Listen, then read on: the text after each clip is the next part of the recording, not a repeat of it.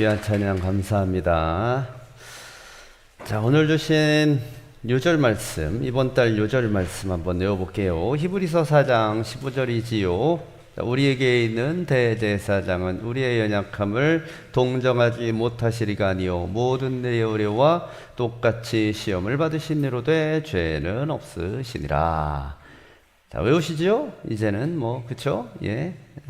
미소를 살짝 띄우시지만 믿습니다. 외우시리로. 자, 시작해 보겠습니다. 시작. 우리에게 있는 대제사장은 우리의 연약함을 못하시리가 아니요 모든 일에 우리와 똑같이 죄는 없으시더라. 히브리서 4장 15절 말씀. 아멘. 네.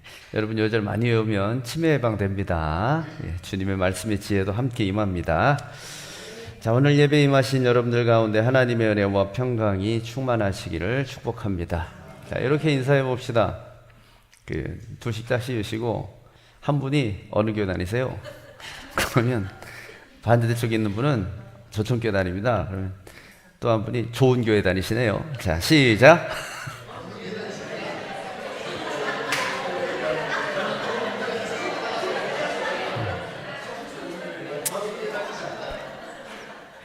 여러분 대화를 할 때는 이 사람이 얘기하면 듣고서 대답을 하는 거예요. 네? 이 사람이 막 말하고 있는데 나는 막 대답하고 그러면 안 돼요. 그러니까 한 사람씩 번갈아가면서 해야죠. 다시 다른 분이랑 당신은 어느 교회 다니세요? 저도 조천교회 다닙니다. 좋은 교회 다니시네요. 시작. 네.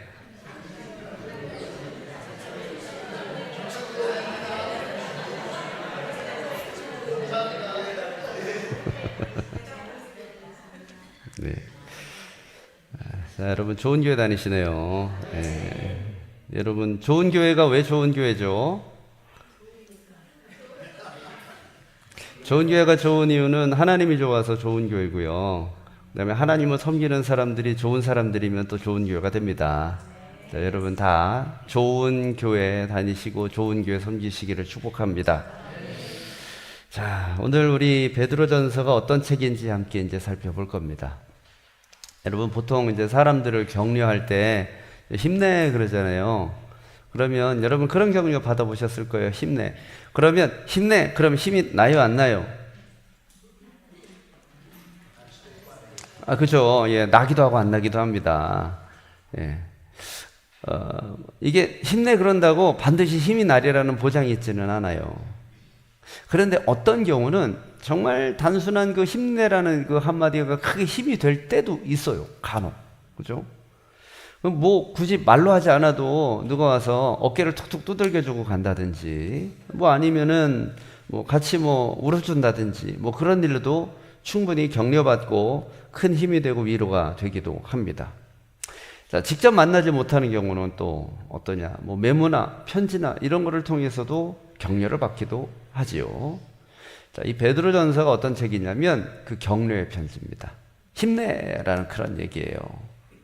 언제까지 끝까지 우리 힘냅시다. 이런 격려의 편지예요. 자, 고난당하는 소아시아 지역의 성도들, 이 성도들에게 베드로가 격려의 편지를 쓰는 겁니다. 고난 가운데 있어도 소망을 가지고 힘냅시다 라는 거지요. 자, 그러면 베드로 전서지요. 누가 썼을까요? 베드로입니다. 책명이 베드로 알파입니다. 거의 A 같죠? A라고 써놓은 것 같죠? 이거 이제 헬라어니까 이제 알파라고 읽는 거예요. 자, 그럼 베드로 후서 뭘까요? 베드로 베타지요? 예. 그렇죠. 예. 자, 특별히 이 베드로 전서가 겹치는 데가 있어요. 사도행전에 보면 베드로가 설교하는 장면이 있습니다. 그 설교하는 시기랑 그 내용이랑 굉장히 비슷해요. 여러분, 베드로 하면 우리가 그 예수님 이후에 복음을 전할 때에 교회를 이끌었던 큰 두 기둥과 같은 사람이 있어요. 한 사람은 바울이고 또 한 사람은 베드로죠. 그래서 바울은 이방인 선교 이렇게 우리가 인식이 되고 베드로는 이제 유대인 선교 이렇게 이제 인식이 되는 그런 사람입니다. 자, 그렇다고 해서 바울은 밖으로만 돌아다니고 베드로는 예루살렘 교회에만 머물고 그랬느냐? 여러분, 그렇지는 않아요. 베드로도 처음에는 이방인에게 복음을 전하는 데 있어서 그렇게 호의적이지 않았습니다. 베드로도 유대인이니까 구원은 하나님이 유대인을 통해서만 허락하시지, 메시아는 하나님이 유대인을 통해서만 허락하시지, 이방인들은 할례받지 못한 저 사람들은 하나님으로부터 멀다라고 생각을 했었죠. 근데 계기가 있어요. 환상을 보지요. 하나님이 베드로에게 말씀하십니다. 내가 거룩하다는 것을 내가 욕되다 하지 말아라. 그래서 베드로는 그때부터 이방 선교에 눈을 뜨게 돼요. 예루살렘 유대 지역 이외의 사람들에게도 선교의 눈을 돌리게 됩니다. 자, 그런데 그때 때마침 무슨 일이 일어났느냐? 핍박이 일어나지요. 초대교회에 엄청난 핍박이 일어납니다. 산헤드린 공회에서 이제 핍박을 하면서 예루살렘 교회 교인들이 이제 유대인들이 쫙 흩어지게 되지요. 자, 그 흩어진 사람들을 우리가 뭐라고 부르냐면 디아스포라 이렇게 불러요. 그래서 소아시아 각지에 이 유대인들이, 기독교인들이 자리 잡고 이들이 그곳에서 신앙생활을 하기 시작합니다. 자, 그리고 그곳에 교회가 세워지지요. 이제 베드로도 그렇게 흩어진 유대인들을 찾아가면서 복음 전하면서 하나씩 이제 교회를 세우고 목회를 하는 거예요. 그래서 이 베드로 전서가 쓰여질 당시에 베드로는 어디 있었냐면 로마에 있었습니다. 예루살렘에 있지 않았어요. 그런데 이제 가서 보면은 그런 거죠. 여러분, 바울은 법적으로 신분이 로마인이에요. 그죠? 법적으로 신분이 날 때부터 로마인이다. 로마인이면서 유대인. 어떻게 보면 이중국적이니까 편리하죠. 그래서 바울은 로마 전역을 돌아다니는 데 있어서 어떻게 보면 베드로보다는 부담이 적었어요. 로마인이니까 로마의 보호를 받을 수 있단 말이에요. 공식적으로. 그런데 베드로는 어때요? 로마인이 아니에요. 그러니까 로마 지역에 가면 베드로는 외국인 취급을 받는 겁니다. 그렇죠? 그러니까 공식적으로 보호를 받지 못하는 거예요. 굉장히 불안한 신분 상태라는 얘기예요. 자, 그러면 베드로만 그러냐? 아니죠. 그 당시에 로마 전역에 흩어져 살던, 이 소아시아 지역에 흩어져 살던 다른 유대인 계열의 기독교인들도 비슷한 처지였다는 얘기입니다. 이 사람들도 그 지역에서는 외국인 취급을 받는 거예요. 자, 그럼 어때요? 그 본토에 살던, 원래부터 살던 사람들로부터 유대인들이 밖으로부터 온 사람들이니까 거류민 취급, 배척을 받았겠지요. 나그네 취급을 받고 떼내기 취급을 받았단 말이에요. 그러니 베드로는 뭐냐면 이 흩어져 있는 유대인들의 처지가 쉽게 공감이 되는 그런 사람이었어요. 야, 이 사람들이 유대 지역 밖에서, 예루살렘 밖에서 유대인으로서, 기독교인으로서 살아가는 게 얼마나 힘들고 괴로울까. 신앙생활하는 것 자체만으로도 굉장히 힘든데 일상을 살아가는 것 자체도 힘들어요. 낯선 곳에 가서 외국인 취급받으면서, 나그네 취급받으면서 그렇게 살아야 되니까. 그러니까 이 베드로는 이 사람들이 굉장히 안쓰럽고 걱정되고 그러는 거지요. 그런데 그것에 덮쳐서 이 사람들이 교회를 가면, 서로 교인들끼리 모이면 서로 격려하고 중보하고 행복하고 그러면 참 좋은데 이게 또 그렇지가 않잖아요. 이 당시에 기독교인들의 상황 여러분 제가 여러 번 설명드렸으니까 아실 거예요. 그 교회 내에서도 이단들, 거짓 선지자들, 유대교 거짓 스승들, 이런 사람들이 와서 자꾸 들쑤서 논단 말이지요. 그러니 이 사람들은 행복할 공간이 별로 없어요. 오직 예수님만 딱 바라봐야 그것만 행복한 거예요. 눈을 옆으로 살짝만 돌려도 힘들어요. 더군다나 요 당시가 황제가 누구냐? AD 60년경 요 전후에서 황제가 누구냐? 그 유명한 검은 고양이 네로. 네로 황제. 네로 황제는 정치적으로 기독교인들을 이용했습니다. 자신의 정치를 자신에게 돌려질 로마 시민들의 화살을 피하기 위해서 기독교인들을 공공의 적으로 돌려서 굉장히 핍박을 많이 했지요. 그러니 지금 이 유대인들, 기독교인들의 삶은 팍팍하기 이를 데 없습니다. 자, 그래서 베드로는 그들에게 편지를 쓰는 거예요.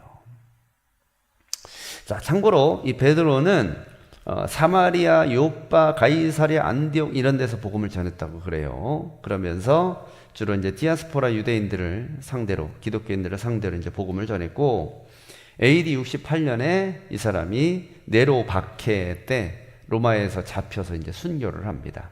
근데 아마 여러분 들어보신 적 있을 거예요. 베드로가 순교할 때 어떤 순교를 당했습니까? 십자가형을 당했어요.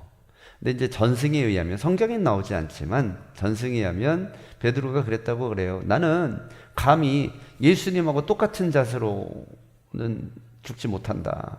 나는 그분에 비할 수 없는 죄인이기 때문에 나는 거꾸로 매달려 죽겠다. 그래서 역십자가형을 받았다고 합니다. 자, 이 베드로전서, 우리가 서신서를 분류할 때 여러 가지 이제 그 서신서 분류, 체계로 분류를 하는데, 이 베드로전서는 우리가 공동서신 또는 회람서신 이렇게 부릅니다. 공동서신, 회람서신의 특징이 뭐냐? 누구 특정한 사람한테 편지를 쓴 게 아닌 거예요. 여러분, 편지는 보통 그렇게 하잖아요. 겉 봉투에다가 투 누구누구 받으시오 이렇게 해서 쓰지요. 그런데 이 베드로전서는 쓰는 사람 이름은 썼어요. 베드로가 씁니다 이렇게. 근데 받는 사람이 없어요. 이건 뭐냐면 다 돌려보라는 뜻이었어요. 그래서 이 베드로전서는 후서도 마찬가지겠지만 회람서신이라고 불립니다. 본도, 갈라디아, 갑바도기아, 아시아, 비두니아 여기 있는 사람들이 다 보라 이렇게 한 거죠. 자, 이 사람들이, 이런 복합적인 사람들이, 이 복합적인 상황에서 이 기독교인들이 어떻게 살아야 되느냐, 베드로는 뭘 주장하는지 이제 보면 저거를 주장합니다. 인내해라. 그렇게. 근데 여러분, 사람이 인내하는 데 있어서 필수적으로 있어야 되는 게 있어요. 참으려면 뭐가 있어야 되냐면, 참다 보면 끝난다라는 게 기대가 돼야 참아져요. 못 참으면, 이게 끝이 없다라고 하면은 못 참습니다. 여러분, 학생들 보면 열심히 공부하잖아요. 왜 열심히 공부해요? 시험만 끝나면 내가 두고 봐라. 그러니까 공부를 할 수 있는 거예요. 고등학교 3년 내내 교실에 갇혀서, 학원에 갇혀서 왜 공부를 하느냐? 고3만 지나봐라. 내가 그냥 대학 시험만 끝나봐라. 그냥 이러니까 할 수 있는 거죠. 여러분, 시험뿐만 아니라 우리에게 닥친 고난들이 대부분 그래요. 이게 평생 죽을 때까지 계속되는 고난이다. 그럼 너무 힘듭니다. 극복하기가. 사실은 고난의 크기도 문제지만, 크기보다 이게 언제까지냐, 언제 끝이냐가 초미의 관심사예요. 고난이라는 거는. 자, 그래서 베드로는 뭐라고 그러느냐, 이 지금 기독교인으로서 당하는 고난이 당신들 죽을 때까지 영원 무궁토록 당하는 고난이 아니라 끝이 있을 것이다 라고 얘기를 합니다. 끝이 있을 것이다. 아, 그래. 그럼 우린 그걸 뭐라고 부르느냐면 소망이라고 부르는 거예요. 그래서 베드로전서는 소망의 서신, 인내의 서신 이렇게 부릅니다. 소망을 얘기해요. 이 고난에 대하여서. 인내에 대해서 얘기합니다. 자, 베드로전서 4장 12절 13절. 자, 읽어보겠습니다. 자, 시작. 사랑하는 자들아, 너희를 연단하려고 오는 불시험을 이상한 일 당하는 것 같이 이상히 여기지 말고 오히려 너희가 그리스도의 고난에 참여하는 것으로 즐거워하라. 이는 그의 영광을 나타내실 때에 너희로 즐거워하고 기뻐하려 함이라. 아멘. 예. 고난당하는 걸 이상하게 생각하지 말래요. 근데 따지고 보면은 삶에서 고난 당하는데, 어려움 당하는데 그걸 안 이상하게 생각할 사람이 누가 있습니까? 어려운 일 당하면 여러분 대부분 어때요? 내가 뭘 그렇게 잘못했길래, 이런 의문은 누구나 다 듭니다. 아니, 이게 이럴 만한 일이야? 이런 생각은 다 들어와요. 근데 그걸 이상하게 생각하지 말라 이렇게 얘기할 수 있는 근거는 뭐냐면, 거기에 하나님 주시는 은혜의 소망이 담겨있기 때문이다 라고 얘기를 합니다. 그리고 베드로는 고난을 직접적으로 고난이라는 표현도 쓰지만 다른 단어와 혼동해서 섞어서 써요. 그 단어가 뭐냐면 연단이라는 단어예요. 고난은 그냥 당하는 어려움이 아니라 연단이라는 겁니다. 여러분, 고난이랑 연단이랑 무슨 차이인지는 아시죠? 연단이 뭔지 아시죠? 연단이 뭐냐면, 이거 공학용어지만 쇠를 순수하게 만드는 걸 연단이라고 그래요. 단단하게 만드는 걸 연단이라고 그러고, 불순물을 빼고 아주 최고의 가치가 있도록 만드는 거. 쇠가 여러분 땅에서 이렇게 캐면 그냥 쇠가 털커덕해서 이만하게 쇠로 나오는 게 아니에요. 거기엔 온갖 것이 다 섞여 있어요. 그럼 어떻게 해요? 이거를 펄펄 끓여야 돼요. 펄펄 끓여서 타는 거는 태워서 없애버리고, 가라앉는 것, 뜨는 것 걷어내고 순수한 쇠만 남긴단 말이에요. 그리고 그 과정 가운데 어때요? 막 망치로 두들기기도 하고, 그죠? 기름이나 물에 훅 담그기도 하고 막 그런단 말이죠. 그런 모든 과정을 연단이라고 그래요. 그건 뭐냐면 그냥 이 쇠를 괴롭히기 위해서 재미로 하는 게 아니라 얘를 더 온전하게 만들기 위해서 하는 거잖아요. 고난은 뭐냐면 성도들을 온전하게 만드는 그런 과정이다라는 의미로 연단이라는 단어를 쓰는 겁니다. 자, 구조 볼게요. 그러면 1장부터 이제 베드로가 뭘 얘기하는지 한번 보겠습니다. 자, 1장부터 2장 초반절까지 무엇을 얘기하느냐? 산소망을 얘기합니다. 자, 베드로전서 1장 3절 4절 말씀 한번 읽어볼게요. 자, 시작.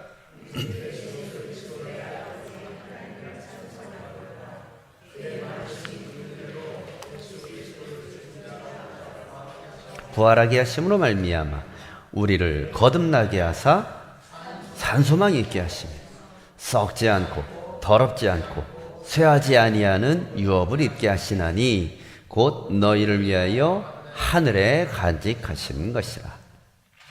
자, 이제 1장 1절 2절이 이제 인사예요. 이제 인사를 합니다. 교인들 뭐 잘 지내세요. 평안히 있을지어다. 뭐 이렇게 축복의 인사를 한 다음에 3절 말씀에 바로 베드로 사도가 가장 하고 싶었던 얘기를 딱 해요. 첫 번째 하고 싶었던 얘기, 소망에 관한 얘기입니다. 그런데 이 소망에 관한 얘기를 그냥 소망이라고 하지 않고 베드로는 뭐라고 부르냐면 산소망 이렇게 불러요. 여러분, 소망 중에 살아있는 소망이다라는 뜻이죠. 그럼 여러분, 죽어있는 소망도 있다는 얘기겠죠. 그죠? 이게 그러면 신학적으로 산 소망은 뭐고 죽은 소망은 뭐냐 이렇게 갈라놓은 게 아니라 이건 베드로의 개념입니다. 베드로에게 있어서 소망은 살아있는 소망이 있고 죽어있는 소망이 있다는 얘기예요. 자, 그러면 살아있는 소망은 뭘 보고 살아있는 소망이라고 그럴까요? 살아있는 소망이라는 거는, 소망이라는 단어 자체만 두고 볼게요. 여러분, 아까 제가 소망을 설명할 때 이게 끝이 있을 것이다 라는 것들이 소망이다라고 그랬어요. 이게 끝없이 계속 간다, 이거 소망이 없다고 그랬습니다. 자, 그러면 뭐예요? 이 소망은 현재예요, 과거예요, 미래예요? 미래입니다. 미래. 소망은 미래예요. 과거일 수가 없어요. 아니, 이미 망한 거를 소망이라고 할 수는 없잖아요. 쉽게 얘기하면 여러분, 지난주 복권 소망이 됩니까, 안 됩니까? 안 되죠. 근데 다음 주 복권은 이거 혹시 되는 거 아니야? 그죠? 소망은 미래 개념이에요. 그러면 보세요. 미래에 보장되어 있는 게 있을까요, 없을까요? 여러분, 미래는 우리 게 아닙니다. 미래는 어떻게 될지 아무도 몰라요. 심지어 이거는 예수님도 몰라요. 미래는 오직 누구만 알아요? 하나님만 알아요. 그런데요, 하나님만 아는 그 미래를 만약에 하나님이 야, 이건 꼭 될 거야? 그러면서 우리에게 주셨다면 여러분 어떨 것 같아요? 이건 대박인 거예요. 무슨 말인지 알겠죠? 하나님이 미래에 자신이 본인이 할 거를 우리에게 알려주시고, 야, 이거 이렇게 될 거거든? 그러니까 준비하고 있어. 이렇게 되면은 요건 뭐예요? 그때 될 때까지 버티면 되는 거예요. 네. 여러분, 그렇게 됐으면 참 좋겠죠? 혹시 여기 주식 사신 분은 그렇게 됐으면 좋겠다, 그죠? 뭐 복권 사신 분이 있을란가는 모르겠지만 이렇게 됐으면 좋겠다, 그죠? 요게 뭐냐면 살아있는 소망. 그러면 죽어있는 소망은 뭘까요? 자, 살아있는 소망이 뭐랬어요? 하나님이 하실 거를 알려준 거.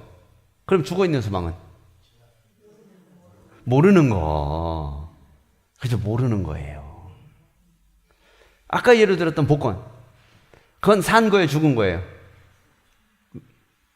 살아있었으면 좋겠지만. 이거는 산 소망이 아니에요. 왜? 될지 안 될지 모르잖아요. 아예 안 되는 것도 있어요. 아예 안 되는 거. 오지 않은 사실이지만 죽었다 깨어나도 안 되는 거 있어요. 당연히 죽은 소망이 있죠. 근데 소망 중에 될지 안 될지 모르는 게 있어요. 근데 대부분의 미래 일은 뭐냐면 될지 안 될지 모르는 일들이에요. 확정이 아니에요. 그래서 우리는 뭐라고 불러요? 그런 것들을 희망사항이라고 부른단 말이에요. 됐으면 좋겠다 이거. 근데 될지 안 될지 모르겠다 이거. 그거는 죽은 소망이에요. 그럼 보세요. 죽은 소망이 산 소망이 되려면 어떻게 하면 돼요? 하나님이 하시고자 결정하시면 되는 거예요. 그러면 산 소망이 돼요. 그렇죠? 아무리 죽어 있는 거라도. 자, 그러면 베드로가 얘기합니다. 산 소망이 우리에게 있다. 너희 예수 믿는 사람들에게는 산 소망이 있다. 그렇게 하면서 3절 말씀에 보면 무엇을 언급하는지 한번 보세요. 하나님을 찬송하리로다 그런 다음에 그의 많으신 긍휼대로 예수 그리스도를 죽은 자 가운데서 부활하게 하심으로 말미암아. 부활하게 하심으로 말미암아 뭐가 있게 하시며? 산소망이 있게 하시며. 산소망을 어디에 근거를 두냐면 부활에 두는 거예요. 예수 그리스도를 부활시켰잖아. 그러니까 우리도 부활할 거야 이렇게 얘기하는 거예요. 부활이라는 게 될 수도 있고 안 될 수도 있는 게 아니라 예수 그리스도 안에 있는 모든 사람은 다 부활하게 될 거라라는 그런 얘기입니다. 자, 그러면 부활이라는 것은 죽음을 전제로 하잖아요. 죽는 거 좋아요, 싫어요? 이거 좋아하는 사람이 어디 있어요? 죽는 거를 다 싫어하죠. 죽는 건 다 무섭죠. 이 당시에 기독교인들도 죽는 거를 싫죠. 그런데 죽음을 무서워할 필요가 없다라는 얘기예요. 왜? 부활이 있잖아. 죽은 사람이 살아날 수가 있나? 예수님은 살아났잖아. 500여 형제에게 보이고 승천하셨잖아. 샘플이잖아. 그럼 우리도 그렇게 하시겠다고 하셨잖아. 되는 거잖아. 그게 우리의 소망이지. 그러니까 죽는 거 두려워하지 마. 죽는 게 안 무서운데, 야, 어려움 당하는 거 그거 무서워? 죽는 것도 안 무서운데 어려움 당하는 건 아무것도 아니지. 요 얘기입니다. 요게 뭐냐면 산소망이에요. 이 산소망은 4절에 보면 뭐라고 얘기하자면 썩지 않고 더럽지 않고 쇠하지 아니한대요. 세상에 썩지 않고 더럽지 않고 쇠하지 않는 게 없잖아요. 다 변하고 다 쓰러지고 다 녹나고 다 썩어버리죠. 그런데 소망은 안 그런데요. 산소망은. 왜? 누가 한 약속이라? 하나님이 한 약속이라.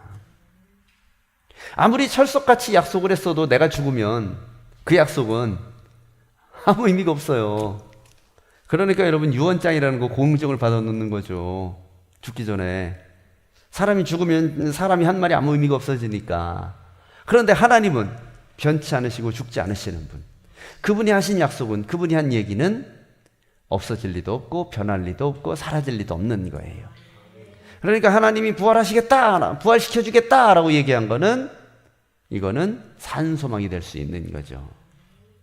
세상에 있는 다른 소망들은 그러면 다 이럴 수도 있고 저럴 수도 있고 확률 반반, 아니 될 가능성이 커도 안 될 가능성이 언제나 농후한 거, 그런 것들은 산소망이 될 수 없다라는 거죠. 자, 베드로전서 1장 6절 말씀 볼게요. 뭐라고 되어 있는지 한번 읽어보세요. 시작. 그러므로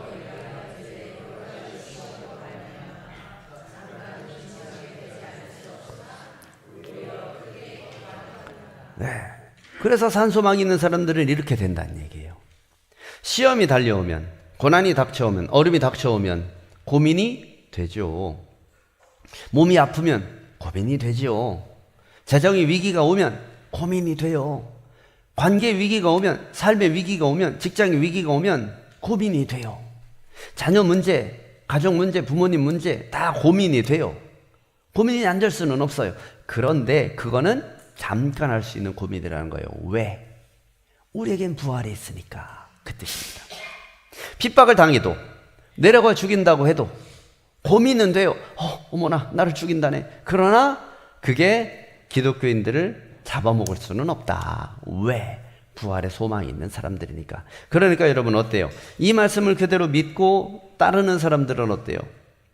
죽음 앞에서도 당당히 찬송가를 불러가며 죽는 거예요. 그게 가능했던 거예요. 자, 정리하면 극한의 핍박을 견디게 하는 힘은 어디로부터 오느냐?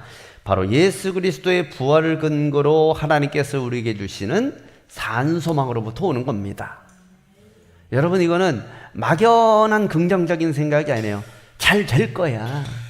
We can do it. 여러분 그런 차원의 것이 아닙니다. 이건 잘 될 수밖에 그런 게 아니에요. 이거는 그런 게 아니라 되는 겁니다. 되는 거. 예. 지금 처한 처지나 환경이 개선되는 거 그런 차원의 얘기가 아닙니다. 죽음을 불사할 수 있는 그런 믿음에 대한 굉장히 강한 생명력이 관계된 얘기예요. 자, 그러면 이게 요 당시에 네로 당시에 살던 사람들에게만 기독교인들에만 해당되는 얘기냐? 그렇지 않다는 얘기죠. 이거는 앞으로 살아갈 모든 기독교인, 우리를 포함한 모든 기독교인들에게 다 해당되는 얘기예요. 인간의 삶 가운데 고난과 어려움은 어떻게 보면 디폴트 값이에요. 기본 값이에요. 아무런 걱정과 근심 없이 사는 사람은 세상에 아무도 없어요. 상대적으로 덜하고 덜할 뿐이고, 내가 볼 때 저 사람은 야 내가 당하는 고난에 비해서 저 사람은 진짜 아무것도 아니네 라고 비교는 할 수 있어요. 그런데 여러분 고난을 당하는 당사자는 다른 사람이 나보다 더 심하게 당하는 그 고난이 나한테 와닿지 않아요. 저 사람이 걸린 암보다 내 손톱 부러진 게 더 아픈 법이에요. 인간은 다 그래요. 그걸 갖고 우리는 손가락질을 할 수 없어요. 그까짓 걸 갖고 뭘 그렇게 얘기하면 안 돼요. 왜? 그 삶에 그런 것이 심각해요. 여러분 애들 지나가다가 사탕 먹다가 툭 건드려서 사탕이 딱 흘려졌어요. 대성통곡하죠. 어른들은 그래요. 아이고 사탕 그거 갖고 뭘 그래, 하나 사줄게. 그런데 여러분 그렇게 얘기하면 안 돼요. 그거 흘린 얘한테는 어때요? 이건 하늘이 무너지는 일이에요. 여러분 모든 고난의 개념은 상대적이고 비교적으로 그렇게 얘기해서는 안 돼요. 당사자에게는 이거 엄청난 일이에요. 별것도 아닌 일 갖고 이 사람이 목숨을 저버리고 세상을 저버리고 그런다? 여러분 그렇게 얘기할 수 없어요. 그 사람의 이름은 심각한 일이니까.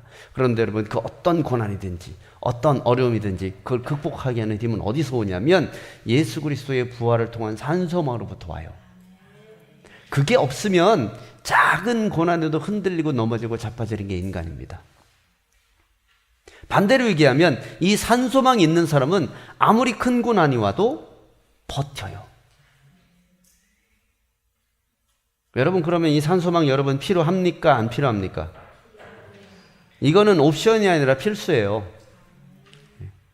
기독교인이라면 다 가지고 있어야 되는 거예요. 그래서 여러분 우리는 신앙생활 하면서 낙심, 절망, 의기소침 얼굴 쭉 빠져있고 그러면 뭐예요? 우린 그 사람 뭐라고 불러요? 믿음이 적다고 부르는 거예요. 그 사람을 비판하기 위해서 그러기 위해서 그러는 게 아니라 그 사람은 뭐냐면 소망을 바라보지 못하니까 그런 거죠. 소망을 바라보면 될 수 있다라고 해서 한 걸음씩 전진해 나가는데 소망을 바라보지 않으면 현재 처지를 바라보는 거잖아요. 그건 뭐예요? 하나님이 주신 약속을 못 믿는 거 아닙니까? 그러니까 믿음이 적은 거지요. 근데 믿음이 성장하면 어때요? 아이 주께서 하시겠지. 힘들어도 아이 하나님이 인도하시겠지. 우리 함께 기도합시다. 그러면서 이기고 나갈 수 있는 거지요. 자, 베드로는 그 얘기를 2장 10절까지 쭉 합니다. 산소망에 대한 얘기. 자, 그러면 2장 11절부터 그 뒤에 있는 4장 초반절까지는 이제 무슨 얘기를 하냐면 그러면 이렇게 산소망을 가진 기독교인들은 어떻게 살아야 되는지 알아? 이렇게 얘기를 해요. 그러면서 가정에서는 이렇게 살고, 사회에서는 이렇게 살고, 교회에서는 이렇게 해야 되고, 이런 부분들을 쭉쭉쭉쭉 얘기합니다. 그래서 이 부분만 놓고 보면은 바울 서신에 나온 성도들의 거룩한 삶이 어떤 것이냐와 별 차이가 안 나요. 그런데 여러분, 이거를 이 앞에 있는 산소망하고 딱 붙여서 얘기하면 이거 이야기가 달라요. 여러분, 기독교인이 기독교인답게 사는 거, 이거는 형편과 상황과 관계없이 해야 되는 거예요. 아유, 지금 나 살기가 코가 석자예요. 거룩이고 자시고 간에, 기독교인이고 자시고 간에 지금 생존이 문제예요. 라고 얘기할 수 없다는 얘기입니다. 기독교인이라면 이렇게 해야만 하는 거예요. 이거는. 그게 산소만 가진 사람이기 때문에. 자, 3장 15절 16절, 베드로전서 3장 15절 16절. 자, 이게 뭐냐면 가정에서, 교회에서, 사회에서 가져야 할 기본적인 기독교인의 태도입니다. 읽어볼게요. 시작. 거룩하게 하고 너희 속에 있는 소망에 관한 이유를 묻는 자에게는 대답할 것을 항상 준비하되 온유와 두려움으로 하고 선한 양심을 가지라. 이는 그리스도 안에 있는 너희의 선행을 욕하는 자들로 그 비방하는 일에 부끄러움을 당하게 하려 함이라. 자, 기독교인은 어떻게 하라는 거냐? 세 가지예요. 하나는 거룩하게 하라. 또 하나는 온유와 두려움으로 준비하라. 또 하나는 선한 양심을 가져라. 요 세 가지를 가진 사람이 어떤 사람이냐면 산소망을 가진 사람이란 뜻입니다. 그러면 보세요. 거룩하게 하고, 아유, 저는 예수 믿은 지 얼마 안 돼가지고 아직 부족한 것 같아요. 그렇게 얘기하면 안 돼요. 예수 믿은 지 얼마 안 됐든 얼마가 됐든 간에 뭐냐면 예수 그리스도를 일단 가졌다면 그 사람에게는 뭐가 생긴 거냐면 산소망이 생겨야 되는 거예요. 산소망이 있는 거예요. 그럼 그 산소망을 가진 사람은 그때부터는 거룩해져야 돼요. 더 거룩하냐 덜 거룩하냐는 있을 수 있어요. 신앙 인격의 성숙도에 따라서 차이가 날 수는 있습니다. 그러나 그렇다고 해서 거룩하게 사는 거는 아직 저는 아닌 것 같아요. 이렇게 얘기할 수는 없어요. 우리는 예수를 믿은 그 순간부터는 구별된 존재예요.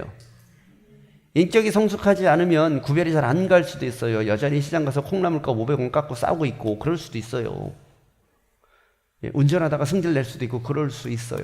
그러나 그럼에도 불구하고 우리는 거룩한 존재라는 태도를 잊으면 안 돼요. 그 태도를 잊고 그 태도를 가지고 살아가는 것 자체가 중요하니까. 자, 그러면 볼게요. 하나씩 볼게요. 거룩하게 하라. 너희 마음에 그리스도를 주로 삼아 거룩하게 해라. 자, 마음에 거룩하게 해라. 이렇게 얘기를 해요. 이게 무슨 얘기냐면 여기 마음이라는 이 단어는 뭐냐면 우리의 속사람만 얘기하는 게 아닙니다. 우리의 전 인격을 얘기하는 거예요. 전체적인 우리의 인격이, 우리의 생각이, 우리의 가치관이 세상 사람들과는 달라져야 된다라는 그런 뜻입니다. 여러분, 거룩이라는 게 무슨 뜻인지는 아실 거예요. 거룩은 구별되는 겁니다. 다르다라는 얘기예요. 예수를 믿고 산소망을 가진 사람은 달라진다. 뭐가 달라지냐? 전체적인 인격적으로 모든 것들이 다 달라진다라는 겁니다. 어떤 사람은 그런 사람들이 있죠. 예수 믿는 사람들이 저거밖에 안 되냐고 막 그렇게 하는 사람이 있어요. 많이 듣죠, 여러분? 그러면서 교회를 욕하잖아요. 교회 다녀봐야 아무런 소용이 없네. 예수 믿어봐야 다 똑같네. 그죠? 거짓말입니다. 거짓말이에요. 왠지 아세요? 그거는 지가 예수를 안 믿어봐서 그런 거예요. 여러분, 예수를 믿어보면 어때요? 나도 모르게 달라져요. 분명히 예전에 나랑 지금의 나는 달라져 있어요. 여러분, 그게 뭐냐면 거룩으로 가는 과정. 요한 웨슬리 목사님의 말을 빌리자면 그게 성화잖아요. 성화가 뭐예요? 한문으로 거룩할 성이 될 화자니까 거룩해지는 거. 그게 성화잖아요. 내가 하려고 해서 도덕적인 그런 걸로 해서 거룩해지는 게 아니라 존재 자체가 변했기 때문에 자연스러워진단 말이에요. 거룩한 것들이. 분명히 나는 예전과는 다른 사람인데 그거를 예수도 안 믿어본 사람이 예수 믿는 자가 그런다라고 얘기하면 되게 웃긴 얘기죠. 우린 뭐라고 그러면 돼요, 그러면? 내가 믿었으니까 이 정도지, 안 믿었으면 당신 맞아 죽었어 나한테 그러면 돼요. 네. 안 믿어본 사람은, 이거를 예수를 믿지 않는 사람은 평가할 수 있는 자격 자체가 없어요. 그러니 교회를 가지고 교회가 답지 못하다느니, 기독교인이 기독교인답지 못하다느니 하는 얘기들은 다 거짓말이에요. 물론 자기 입이니까 자기 마음대로 얘기할 수는 있어요. 그죠? 근데 그거에 우리가 최소한 현혹될 필요는 없다는 얘기입니다. 그래, 맞아. 저 인간이 저렇게 얘기하니까 내가 아직도 기독교인답지 않은가 봐. 난 기독교인이 진정한 기독교인이 아닌가 봐. 그럴 필요는 없다라는 얘기예요. 그거는 사단의 참소에 가까운 얘기입니다. 보세요. 산소망이 가진 사람은 어떻게 된다고요? 마음을 거룩하게 한다. 전인격적으로 변화가 일어난다라는 얘기입니다. 그러니까 이렇게 되면 어떻게 되냐면 사람들이 두려워하는 것을 두려워하지 않게 돼요. 여러분, 이 당시 네로 당시의 기독교인들은 어때요? 죽음을 두려워하지 않았어요. 예수 믿는 데 있어서. 말씀드렸죠? 이 당시 예수 믿는 거는 죽음을 불사하고 믿는 겁니다. 요새 우리가 쳐다봐도 참 대단한 사람들이에요. 근데 이 사람들이 왜 그렇게 되었느냐? 예수 그리스도의 부활이라는 산소망을 붙잡고 살았기 때문에 이게 가능한 겁니다. 예. 자, 그러면 전인격적으로 변화된 그런 삶, 그런 삶을 유지하기 위해서 필수적인 게 있어요. 예수를 믿으면 내 자아와 주님의 영이 충돌이 일어나요. 내 자아는 그동안에 내가 살아왔던 방식과 내가 생활했던 가치관들. 그런데 성령의 은혜와 성령의 감동으로 인하여서 그 안에 주님의 영이 임하여서 이것들과 충돌이 일어나요. 그러면 그럴 때 우리가 무엇을 선택해야 되느냐? 주님의 영을 선택하면 되는 거예요. 무슨 얘기냐면 내 삶과 내 인생과 내 모든 것의 주도권을 다 주님 앞에 내어드리는 거예요. 하나님이 하시게. 주님이 주인 되신다. 그러면 내가 예전에 내 마음대로 말하는 대로 말해서는 돼요, 안 돼요? 그럼 안 되는 거죠. 내 승질대로 승질을 내면 돼요, 안 돼요? 그럼 안 되는 거예요. 그걸 어떻게 확인을 하느냐? 이렇게 하면 돼요. 주님이라면 이렇게 하셨을라나? 주님이라면 이렇게 말했을라나? 그럼 어떻게 돼요? 사람이 이상하게 변해져요. 세상 사람들 보기에 뭐라면, 아니 왜 이렇게 오글거리게 이렇게 사람이 세련돼졌어? 점잖해졌어? 그런 얘기를 해요. 그 왜 그러냐면 내 인격을 주님이 지배하기 시작하면 예전과 같지 않아요. 그래서 그런 겁니다. 삶의 방향성과 가치관과 말투나 태도나 다른 사람을 대하는 것이나 관계나 그런 것들이 다 변해요. 나도 모르게. 그게 뭐냐면 마음이 거룩해지는 겁니다. 자, 그렇게 하고 나서 그 다음에 필요한 게, 그 다음에 다가오는 게 뭐냐면 온유와 두려움으로 하래요. 무엇을? 너희 속에 있는 소망에 관한 이유를 묻는 자에게. 우리 속에 있는 소망, 산소망이라고 그랬죠? 그 소망에 관한 이유를 물어본다는 얘기죠. 이유를 물어본다는 건 뭐냐면, 아니 당신은 그렇게 힘들고 괴롭고 어렵게 그렇게 하는데 도대체 뭐가 그렇게 당신을 변화시켰습니까? 뭐가 그렇게 행복해요? 이렇게 의문을 가진 사람이 있을 수 있다는 얘기예요. 사람들이 우리의 변화된 거룩해짐의 모습을 보고 어째서 그런 거예요? 질문하는 사람이 있을 수 있다는 얘기죠. 거기에 대해서 우리가 가져야 될 태도가, 이건 세상을 향한 태도겠죠. 세상을 향한 태도가 어때야 되냐면 온유와 두려움입니다. 온유와 두려움. 베드로는 분명히 얘기해요. 자, 보세요. 그러면 한번 생각해 볼게요. 예수를 믿어요. 내가 예수를 믿는데 핍박이 들어와요. 창칼을 들고 덤빕니다. 죽인다. 예수 믿으면 죽인다. 자, 그러면 두 가지 선택이 있어요. 도망간다. 또 하나는 맞서 싸운다. 자, 여러분, 우리는 어떻게 될까요? 맞서 싸우면 안 되는 겁니까? 야, 이게 되게 어려운 문제죠. 근데 이 맞서 싸우는 문제에 대해서 우리는 어떻게 생각을 해야 되냐면, 기본적으로 우리의 태도가 뭐냐면, 그런 부분에 대해서 우리의 밑바탕은 뭐냐면 온유와 두려움이 깔려 있어야 된다는 얘기예요. 온유라는 거는 주님의 마음이잖아요. 자, 두려움은 뭐냐면 그들을 두려워하는 게 아니라 하나님을 두려워하는 마음이에요. 하나님을 두려워하는 마음과 태도를 가지고 상대방을 대해야 된다는 얘기죠. 예. 그래서 기본적으로 기독교인들의 세상을 향한 태도는 폭력적이지 않아요. 많이 불편하세요, 뭐가? 네? 여러분, 세상을 살다 보면 멱살 잡을 일도 있잖아요. 성질 나는 일도 있고. 그럴 수 있어요. 그럴 수 있어요. 그런데 여러분, 그런 것들이 계속 예수를 믿다 보면 나도 모르게 죽어져요. 나도 모르게 쓰러지고. 그래서 여러분, 예전에 그런 목사님들 꽤 있었어요. 깡패였다가 부흥강사 되신 분들. 그죠? 우리 중주 예전에 그런 분들 되게 많았죠. 예. 그게 어떻게 가능하냐? 뭐 그분들도 예수 믿고 나서 승질대로 목회는 해요. 근데 야, 절대로 예수 믿을 것 같지 않은 사람들이 어떻게 해서 그렇게 되는 거냐? 바로 이겁니다. 산소망을 가진 사람들은 온유와 두려움이 생긴다라는 얘기죠. 예. 온유와 두려움이 아닌 다른 대처 방법들은 뭐냐면, 내가 왜 이런 대우를 받아야 돼? 내가 당신한테 왜 이런 얘기를 들어야 돼? 라는 마음으로 그렇게 반응이 나가요. 그럼 그게 뭐냐면 폭력적이고 억압적이고 강하게 나가고 그래요. 그런데 온유와 두려움을 가지면, 하나님 앞에서의 두려움과 온유한 마음을 가지면 다른 방향이 나갈 수 있다라는 얘기죠. 자, 그리고 베드로 사도는 마지막으로 16절에서 요거를 당부합니다. 선한 양심. 자, 선한 양심.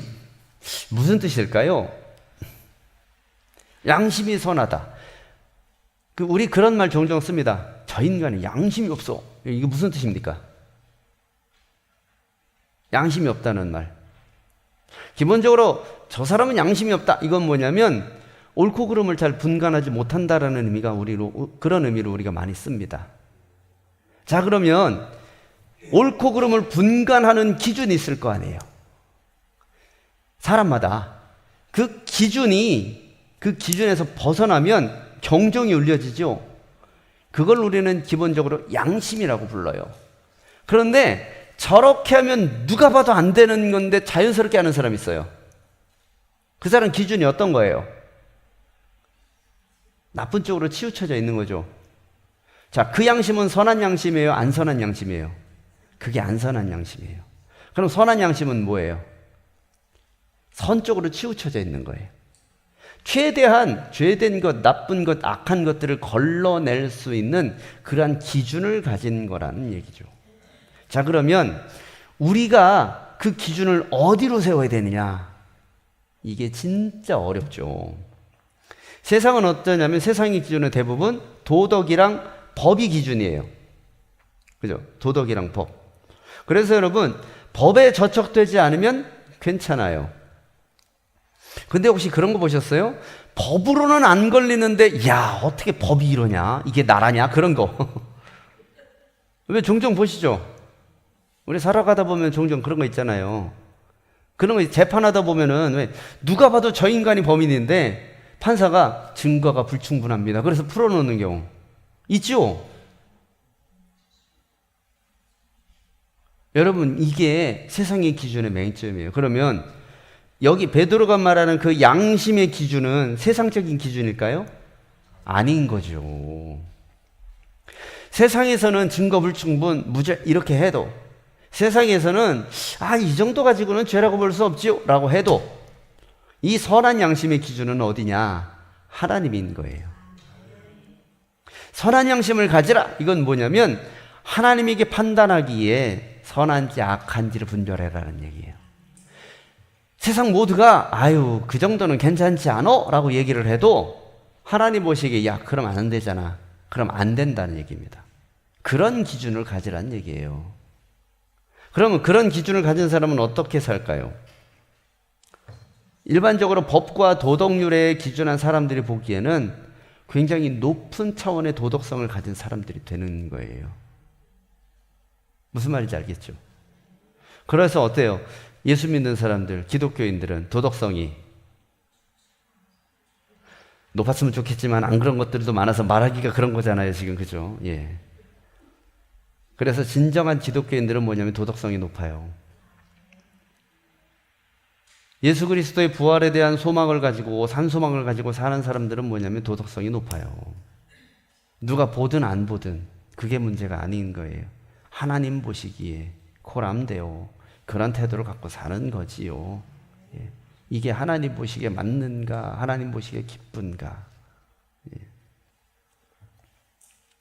자, 그래서 4장 12절부터 마지막 5장 14절까지 기독교인들은 산소망을 가지고 이렇게 사는 사람들은 그러한 기준을 가지고 살아가면서 언제까지 우리가 그렇게 되냐면 그 목표점이 어디냐면 주님의 재림입니다.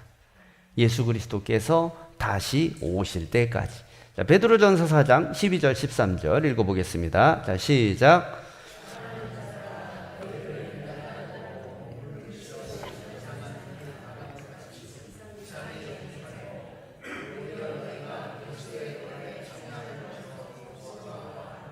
이는 그의 영광을 나타내실 때에 너희로 즐거워하고 기뻐하게 하려 함이라. 예. 고난을 어디랑 연관시키냐면 예수 그리스도의 재림과 연관을 시켜요. 그러니까 막연히 참아내는 게 아니라 영광을 기다리는 신앙적 소망이 있는 기다림. 그러한 고난이라는 얘기죠. 그래서 시험당해도 당황하지 말아라. 더 나아가서 당황하지 말고 당연하게 여기기도 하고 더 나아가서 즐겁게 여겨라 이렇게 얘기를 합니다. 그래서 어려움 당할 때 웃어라. 이게 무슨 괴로움 당할 때 웃는 자가 진정한 고수다 뭐 그런 차원의 얘기가 아닙니다. 소망이 있는 사람은 뭐가 오든지 상관이 없다라는 그런 의미가 되는 거지요. 베드로의 고난에 대한 해석이 환경이 아닙니다. 네로 황제의 치하의 환경과 다른 지금에도 적용될 수 있는가? 이 부분에 대해서 누구에게든지 자신이 당하는 처지에서 이렇게 예수 그리스도의 재림이 다시 오는 것, 그러한 산소망을 가진 사람들은 고난에 대한 대처하는 자세 자체가 달라져야 된다. 고난의 사이즈나 형태가 아니라 그 고난을 맞이하는 태도가 변해야 된다라는 그런 얘기입니다. 자, 베드로전서 얘기를 오늘 함께 살펴보았습니다. 자, 우리 교훈 세 가지 함께 읽어볼까요? 자, 시작.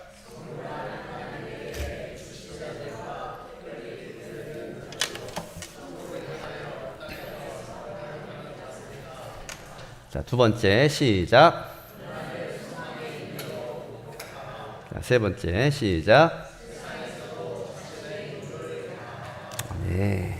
자, 우리 함께 찬양하고 기도합시다.